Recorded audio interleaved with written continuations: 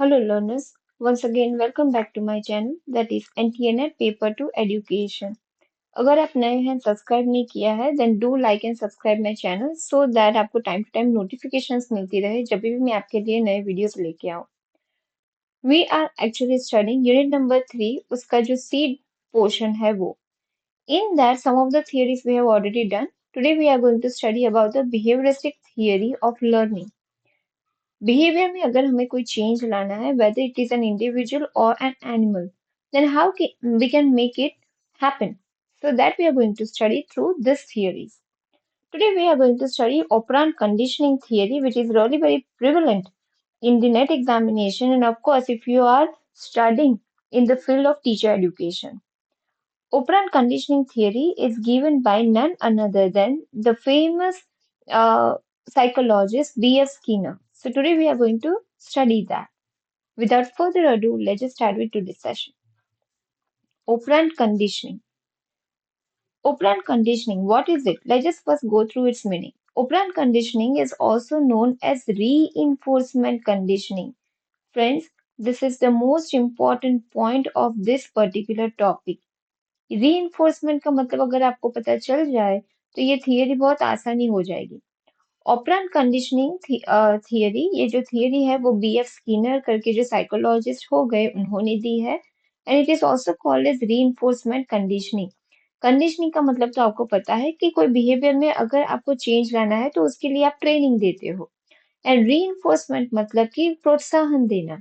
प्रोत्साहन इन अ वे कि आप कोई एक पर्टिकुलर बिहेवियर को आप बार बार अप्रिशिएट करते हो या फिर उसको ज्यादा रिपीटेशन मोड में लाए उसकी वजह से आप कुछ एफर्ट्स डालते हो जो कि पॉजिटिव इम्पैक्ट लाता है, तो उसे रीइंफोर्समेंट कहते हैं. और अगर कोई ऐसा बिहेवियर है जो नेगेटिव इम्पैक्ट लाता है तो उसे नेगेटिव reinforcement या फिर punishment कहते हैं. So that sort of concept you are going to study in this topic. So this theory is also called as reinforcement conditioning. Here, the reinforcement is correlated, or else we can say it is linked with the response rather than the stimuli. That means whatever the response or result is there, it is this particular operant conditioning theory is dependent or is focusing more upon the response behavior of an individual rather than the efforts or stimuli. In the operant conditioning theory, reward or reinforcement is not possible unless the response is emitted. यानी कि जब तक कोई response आपको नहीं मिला है reinforcement possible नहीं है. In other words, reinforcement becomes contingent upon the stimulus. यानी कि फीडबैक या reinforcement जो है वो एक इम्पॉर्टेंट काम करती है, लेकिन इम्पोर्टेंट काम कब करेगी? So in this particular conditioning concept, we can say that it is contingent upon the stimulus. B.S. Skinner जो साइकोलॉजिस्ट थे उन्होंने ये टर्म कॉइन की थी ऑपरेंट कंडीशनिंग, जिसका मतलब होता है changing of behaviour by the use of reinforcement या appreciation which is given after the desired response. यानी कि एक रिस्पॉन्स आ गया उसके बाद आप reinforce करते हो. एक एग्जाम्पल दूं आपको तो आपको ज्यादा आइडिया आएगा. सपोज क्वेश्चन टीचर ने पूछा है क्लासरूम में, एक तो बच्चे ने सही जवाब दिया. तो बच्चे ने अगर सही जवाब दे दिया है, आपने क्वेश्चन पूछा as a teacher, the student is giving you answer, so after completion of giving him answer you will appreciate him by words such as very good, excellent, बेटा आपने बहुत अच्छा किया, keep it up. तो ये सारी जो डिजायर रिस्पॉन्सेस है उसको बार बार रिपीट करने में, उसको मोटिवेट करने में हेल्प करते हैं. सो यानी कि रीइंफोर्समेंट वो रिस्पॉन्स के बाद आता है. रिस्पॉन्स क्या था? Correct answer. और करेक्ट आंसर आ गया तो फिर आप उसको रीइंफोर्स करोगे कि वो वापस से वैसा बिहेवियर, वैसा रिस्पॉन्स आपको दे, which is given after the desired response. और पनिशमेंट कब दी जाती है? देखो अभी ही अगर आपको याद हो तो मैंने 2-5 मिनट पहले ही आपको बोला कि रीइंफोर्समेंट या पनिशमेंट का ये कॉन्सेप्ट है. रीइंफोर्समेंट या पनिशमेंट मतलब कि देखो, रीइंफोर्स कब करते हैं, अप्रिसिएशन कब करते हैं? जब सही आंसर दिया हो, राइट. और अगर कोई पनिशमेंट, कोई खराब रिस्पॉन्स दिया है या फिर उसका बिहेवियर कोई खराब है, जैसे कि छोटे बच्चे एक दूसरे को मारते हैं या फिर अगर पेंसिल है तो पेंसिल से मार दिया, तो ये तो अनडिजायर्ड बिहेवियर है. अनडिजायर्ड रिस्पॉन्स है कोई बच्चे का, ये हमें नहीं चाहिए। So what we will do to him, उसे पनिशमेंट दी जाएगी ताकि वो ऐसा रिस्पॉन्स, उसे पता चले कि मुझे ऐसे मारना नहीं चाहिए। So he will not repeat that behavior. So that is punishment. So punishment and reinforcement are two important components of this theory. Then another concept that's been talked about here is shaping. Shaping क्या है? Shaping is an experimental process, वो experimental process है जो कि use होता है operant conditioning में, by which successive approximations of a target behaviour are reinforce. मतलब कि सक्सेसिव मतलब एक के बाद दूसरा जो है बिहेवियर, वो आपका रिपीट करवाना है, वैसा ही पॉजिटिव रिस्पॉन्स लाना है या बंद कर देना है, वो शेपिंग में हेल्प करता है, बिहेवियर कंडीशनिंग में हेल्प करता है। B.F. Skinner used shaping as a method of training by which successive approximation toward a desired target behavior is reinforced to test the theory of behavioral psychology. उन्होंने जो psychological theory बाहर निकाली है B F Skinner ने, वो उसको check करने के लिए एक शेपिंग मेथड तरीके से, हम ये जो शेपिंग मेथड, उससे हम आइडिया लगा सकते हैं कि बिहेवियर में चेंज कंटिन्यूअसली हमें लाना है तो किस तरीके से लाएंगे। The shaping method of training relies upon the use of behavioral reinforcement and punishment, which lead to subject towards a desired behavior and discourage them by displaying undesired behavior. अगर undesired behavior, undesired response है, बच्चा बहुत मारता रहता है सबको, तो वो undesirable है, तो उसको पनिशमेंट दो। और अगर वो बच्चा आंसर देता है, रेगुलर है, बहुत अच्छा काम करता है, होमवर्क करके लाता है, तो फिर उसका बिहेवियरल रीइंफोर्समेंट करना चाहिए। वेरी गुड, एक्सीलेंट, ऐसे सारे वर्ड्स हैं जो कि आप वर्बली भी बोल के उसको रीइंफोर्स कर सकते हो, या फिर उसकी नोटबुक में लिखा है तो वेरी गुड आप लिख देते हो, स्टार देते हो तो भी बच्चा खुश हो जाता है। So he will keep on repeating that behaviour, that no, उसको रियलाइज होगा कि मैंने काम किया है अच्छा, एंड टीचर इज अप्रिशिएटिंग, या the other person is recognising my behaviour as positive one, so I should keep doing that again and again. सो उसे फिर रीइंफोर्समेंट कहा जाता है। Skinner's early experiment in operant conditioning involved the shaping of rats. पहले इंसान के ऊपर तो नहीं कर सकते एक्सपेरिमेंट, तो B.F. स्किनर ने रैट के ऊपर किया था। To learn how to press a lever, तो वो रैट को क्या कहा गया, मतलब वो रैट को कैसी ट्रेनिंग दी गई थी कि वो कैसे लीवर प्रेस करे। एक केज में उसको रखा था, बॉक्स में, और लीवर रखा था कि जब भी उसका पैर लीवर के ऊपर प्रेस हो तो उसे खाना मिल जाए।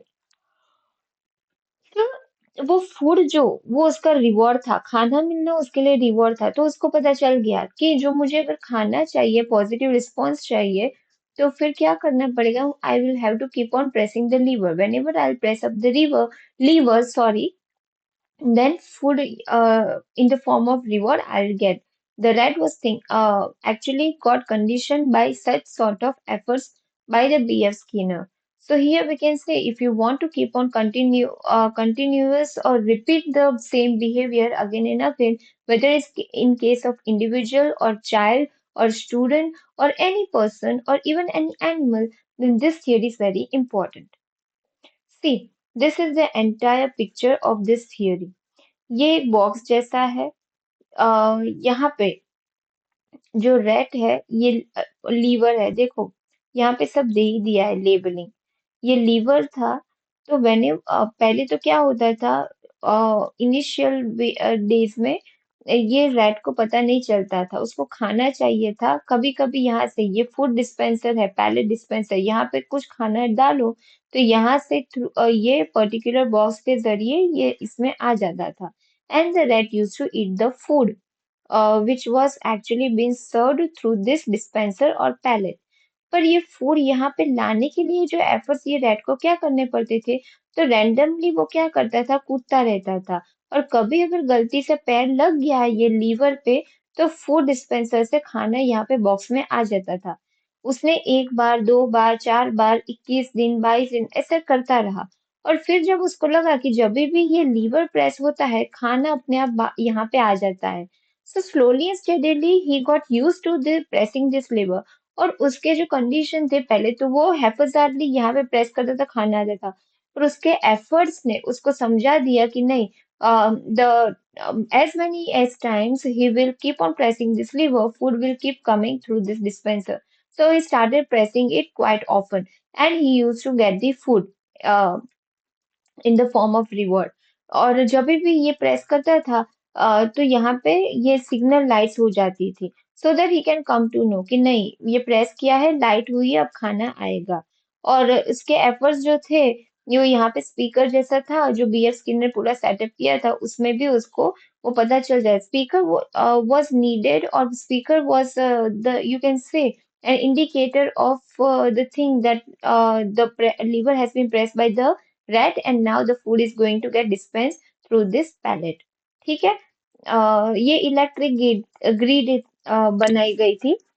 तो ऐसा आप कह सकते हो कि इस तरीके का एक शेप का बोर्ड या फिर आप कह सकते हैं बॉक्स था जिसमें कि ये कंडीशनिंग बिहेवियर या शेपिंग बिहेवियर का एक्सपेरिमेंट बीएफ स्किनर ने किया था। टाइप ऑफ ऑपरेंड, कैसी कंडीशनिंग आती है इसमें? तो न्यूट्रल ऑपरेंड। तो न्यूट्रल ऑपरेंड क्या है बीएस स्किनर के थियरी में? तो responses from an environment that neither increase not decrease the probability of behaviour being repeated. Neutral मतलब कि बहुत ज्यादा भी नहीं बहुत कम भी नहीं, न्यूट्रल बिहेवियर रखना हो तो ये थियरी में ये न्यूट्रल ऑपरेंट या न्यूट्रल कंडीशनिंग की बात की गई है। फिर रीइंफोर्सर की बात की गई है। Responses from the environment that increase the probability of behavior being repeated। Reinforcers can be positive और negative। कभी कभी पॉजिटिव हम बोल देते हैं, कभी नेगेटिव बोल देते हैं, क्योंकि पता है कि कोई पर्टिकुलर रिस्पॉन्स या जो बिहेवियर है बच्चे का या कोई भी इंडिविजुअल का वो रिपीट करवाना है हमें। तो हम उससे पॉजिटिव वे में या फिर उससे सुधार के भी बोल सकते हैं। नेगेटिव रिइंफोर्सर कैसे होते हैं? तो से सपोज कोई बच्चे ने आपको आपने कुछ क्वेश्चन पूछा, उसने आंसर दिया, उसने जो आंसर दिया उसमें थोड़ी गड़बड़ है, तो आप उसको डांटोगे नहीं, बट आप उसको प्यार से समझाओगे, बेटा this might be an improved one, you can improve it like this and then you can speak out. तो उससे क्या होगा, उसका मोरल भी डाउन नहीं होगा और आपने रीइंफोर्सर का काम कर दिया, प्रोत्साहन का काम कर दिया, and he will improve his behaviour. So to increase the positive response of any behaviour, reinforcers are used. Then punisher, punisher मतलब पनिशमेंट देना, कि कोई खराब बिहेवियर रिपीट ना करे। A response from the environment that decrease the likelihood of a behavior being repeated। जो हमें अच्छा नहीं लगता, जो खराब है, तो वैसे बिहेवियर को बच्चे में से निकालने या इंडिविजुअल में से निकालने के लिए हमें डिक्रीज करना है, वो रिस्पॉन्स उसके बिहेवियर को डिक्रीज करना है, तो हम पनिशमेंट उसको देंगे। Punishment weakens the behaviour. ठीक है। फिर कंटिन्यूअस रीइंफोर्समेंट, बार बार कोई अगर अच्छा आंसर दे रहा है या बार बार कोई ऐसा रिस्पॉन्स दे रहा है जो कि बहुत अच्छा है, तो उसको कंटिन्यूअस इंटरवल में आप उसको रीइंफोर्स करो।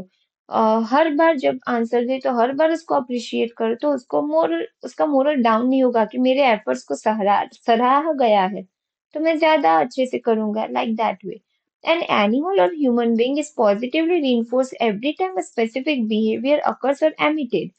Say, for example, every time a lever is pressed, a pallet is delivered, and then the food delivery is shut off। पता चला? जब भी लीवर प्रेस होता था तो खाना आता था। So that is a positive reinforcer, continuous reinforcer। जैसे ही बच्चे का है या स्पेसिफिक बिहेवियर अगर आपको लाना है कोई ह्यूमन बीइंग या एनिमल में, तो फिर आपको रीइंफोर्समेंट कंटिन्यूअसली देना पड़ेगा। फिक्स रेशियो, फिक्स रेशियो मतलब हर 3 आंसर के बाद मुझे उसको रीइंफोर्स देना है या प्रोत्साहन देना है। सो that is fix ratio. Her 3 answer के बाद, हर 1 आंसर के बाद, हर 5 आंसर के बाद एग्जाम्पल दे रही हूँ। Behavior is reinforced only after the behavior occurs at a specified number of times। Example, one reinforcement is given after every so many correct response, after every fifth response। Her 5 answer के बाद छठा answer जब आएगा तो मैं उसको very good बोलूंगी। So that is fix reinforcement। वो बच्चे को नहीं पता होता, but you as a reinforcer आप देने वाले हो उसको रिवॉर्ड में, अप्रिशिएट करने वाले हो। सो that is fix ratio. For example, a child receives a star for every 5 words spelled correctly। Example दिया है यहाँ पे कि 5 अगर करेक्टली उसने स्पेलिंग्स बोल दिए या वर्ड्स बोल दिए तो उसको स्टार मिलेगा। So that is reinforcement. उसको मोरल बिल्डअप करते हैं, हम कॉन्फिडेंस देते हैं। फिक्स्ड इंटरवल reinforcement मतलब after a fix time period providing at least one correct response has been made. 5 बार में एक बार भी अगर जब भी करेक्ट आंसर मिलता है तो उसको फिक्स इंटरवल कहते हैं। Example is being paid by an hour, हर 5 घंटे में एक बार। Example, Another example would be 15 minutes, half hour, 1 hour. A pallet is delivered, providing at least one lever press has been made, then food deliver is shut off. कहने का मतलब है suppose से for example fix interval 5 bar press किया है तो 5वीं बार उसको खाना मिलेगा, पहले 4 बार नहीं मिलेगा. He will have to keep on continuously pressing the lever, तो 5वीं बार मिल जाएगा. या 1 घंटे में, हर 1 घंटे में अगर उसने लीवर पे तो घंटे के 1 आवर के बाद, आधे आवर के बाद उसको खाना मिलेगा. So fix interval. Then, variable ratio reinforcement.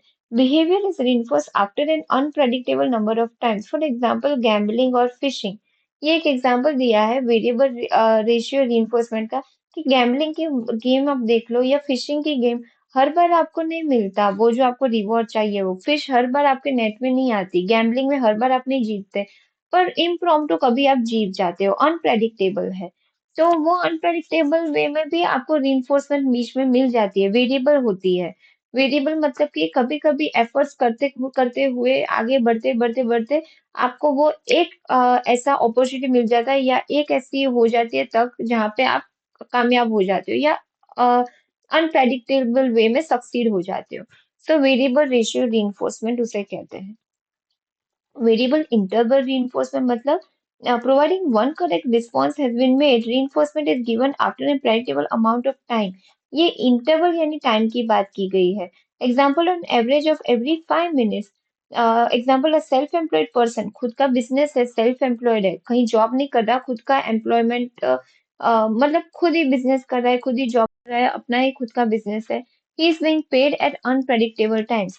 तो उसको जब चाहे तो वो प्रॉफिट कमा सकता है, जब चाहे तो वो उसका वे में अपने हिसाब से काम कर सकता है और रीइंफोर्स कर सकता है अपने बिहेवियर को. सो that is variable reinforcement. Now यहाँ पे देखो, the following principles of behaviour modification. Behaviour में कोई चेंज लाने हो तो ये प्रिंसिपल्स को ध्यान में रखो. It will help a teacher to a great extent to improve the behaviour of a child in the classroom. First, identify the behaviour. बच्चों का बिहेवियर, टारगेट बिहेवियर क्या चाहिए हमें. वैसे टीचर को ध्यान देना पड़ेगा कि नहीं, इसकी हैंड राइटिंग इंप्रूवमेंट करनी है, इसकी बोली मुझे इंप्रूवमेंट करनी है, इसका पढ़ाई में मुझे फोकस बढ़ाना है. सो टारगेट बिहेवियर. सो आइडेंटिफाई करो एज अ टीचर. ये इम्प्लीकेशंस है एक्चुअली, ये थियरी के, एजुकेशन इम्प्लीकेशंस हर थियरी के होते हैं तो इसके ये है. First, the teacher will identify the target behavior of the child, recording the frequency of target behavior. कितनी बार उसने सही आंसर दिया. Identifying the antecedent of misbehavior. Antecedent मतलब before effects, कि ये misbehave करे, उसके पहले के उसके अंदर क्या changes दिख रहे हैं. Identifying the consequences या end result of the behavior. क्या इसके एंड बिहेवियर होगा, क्या चेंज देखने को मिलेगा. Specifying the goal behaviour. कैसे तरीके का हमने टारगेट बिहेवियर सेट किया है बच्चे में और किस तरीके का होगा वो होना चाहिए. Formulating and trying out the hypothesis. हुआ या नहीं हुआ, सही है या गलत एफर्ट्स हुए, तो वो सब भी टीचर को देखने में हेल्प करती है ये theory. So with this, it's a wrap for today's session. Thank you so much. Do like and subscribe my channel, that is NTNet Paper to Education. Keep learning, keep achieving till the next time. And yes, make sure that this time you are definitely going to clear your NET JRF examination. Up till we meet again, keep learning, keep achieving, and do share these videos maximum to your friends so that they can also get a big help for your examination, for their examination of NET, and of course, of the SLIT examination at the state level. All the best for your preparation. Thank you so much once again.